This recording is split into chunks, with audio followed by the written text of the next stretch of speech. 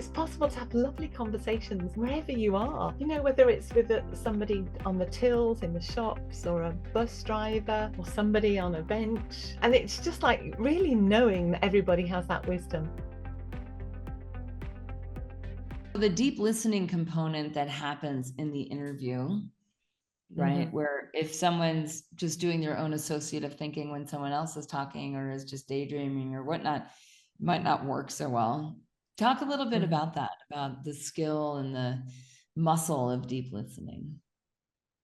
Yeah, it's having a real interest in other people, and having a profound sense of value that everyone has, and wanting to find that out.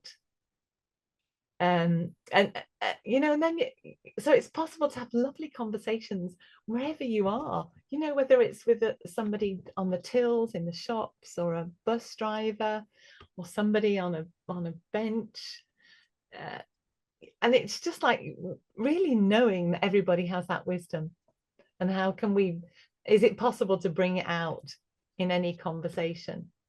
And I've only ever found once people who've really absolutely refused to do appreciative conversation.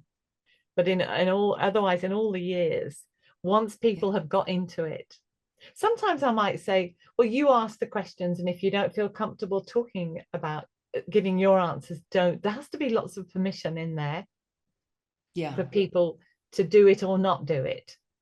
In the same way, we've got the third tool of appreciative inquiry is called the 5Ds. So that's where you define the topic that you want to look at, whether that could be patient safety, it could be well-being. Actually, I would say that whenever you do an appreciative process, you enhance well-being, but you can actually choose the topic of well-being in your appreciative processes. So you define your topic, and then you do discovery, which is discovering all the good stories, the strengths, the values, what's gone well. And then you do dream. That's like that imagine question, which I shared with you earlier. Imagine it's a year's time and your podcast has gone from strength to strength.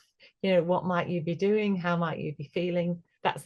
And that dream, if you've got the time and the space, make it a creative activity where people get down and do something artistic. It doesn't have to be artistic, but that it's non-linear. You're drawing on that right side of the brain for the dream, because you're kind of trying to tell a story about the future in the same way that we've been sharing stories about the past. When we're dreaming into possible stories of the future. And then you do design, which is how are we going to help it happen? What would be the next steps, the small things that we can do to bring that dream nearer into reality? And then the last one is called destiny or delivery, where how do we keep this process going? How do we sustain it?